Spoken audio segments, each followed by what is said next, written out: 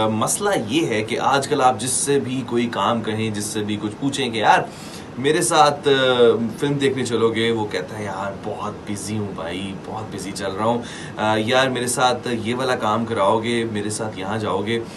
शाम को फ्री हो? नहीं यार बहुत बिज़ी हूँ, बहुत काम चल रहा है।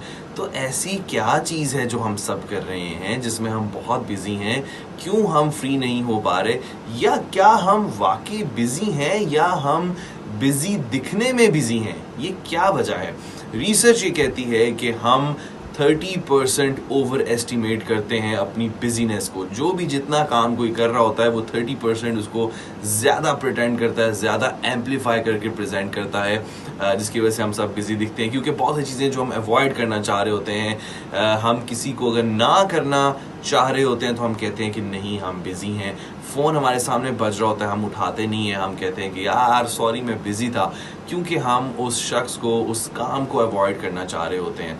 तो इससे हमें निकलना है और हमें देखना है कि वो क्या चीज़ें हैं जो हमारा अगर हम वाक़ई हमारे पास टाइम नहीं निकल पा रहा तो वो क्या चीज़ें हैं जो हमारा टाइम जो है वो कंज़्यूम कर रही हैं।